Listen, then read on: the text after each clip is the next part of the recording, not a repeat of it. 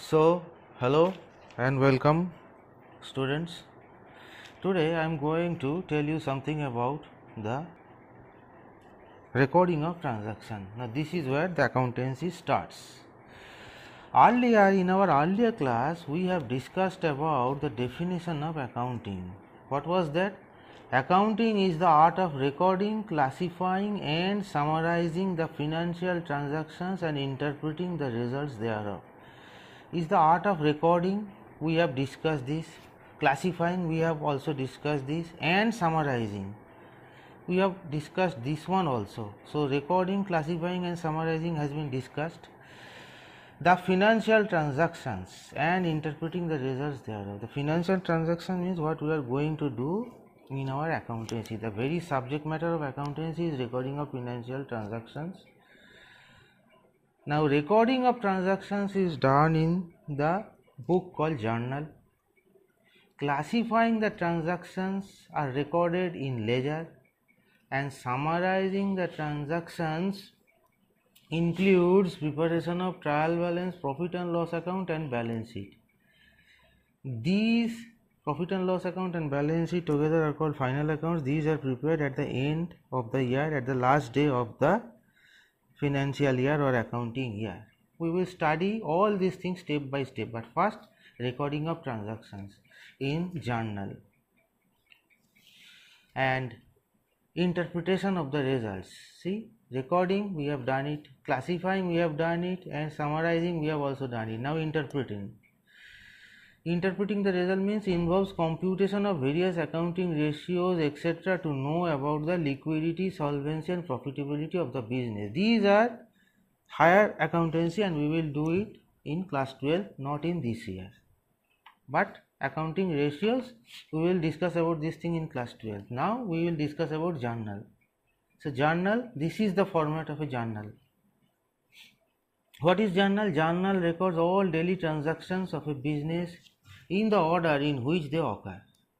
Journal is the book of original record. The process of recording transactions in a journal is termed as journalizing. This is the format. Journal, the first column is called date. This is the particulars column. The second column, this is where we will journalize the transactions, this place. This is the ledger folio, third column, and every recording of transaction has two steps: debit and credit side. Debit and credit side. So fourth and fifth column are debit and credit side representing equal amount of amount. We will know very soon how this looks like. Once again, journal records all daily transactions of a business in the order in which they occur. Journal is the book of original record. The process of recording transactions in a journal is called journalizing. Now, when we journalize any transaction, it is called double entry system of bookkeeping. Double entry system of bookkeeping. Double entry bookkeeping in accountancy is a system of bookkeeping where every entry to an account requires a corresponding and opposite entry to a different account. It has two equal and corresponding sides and they are called debit and credit side. Remember when I showed the journal, I showed you the journal, it has a debit and credit side. It should be equal and corresponding. A equal debit is equal to credit.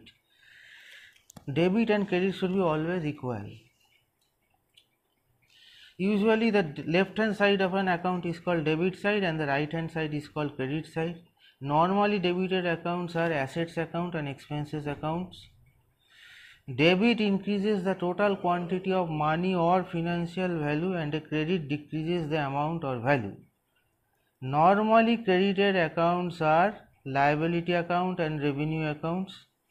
In such cases credits increase the account's value and debits decrease it. In double entry bookkeeping, transactions always affect at least two accounts. It always has at least one debit and one credit. That's what we have discussed right here. It always has total debits and total credits that are equal. Two equal and corresponding side debit and credit, this is we have discussed here. Let's take example. We take bank loan of rupees 10,000. For example, What happens now? Now recording the transaction would require a debit of rupees 10,000, that is the asset account, which is cash account. A credit of rupees 10,000 would be the liability account, which is the bank loan account.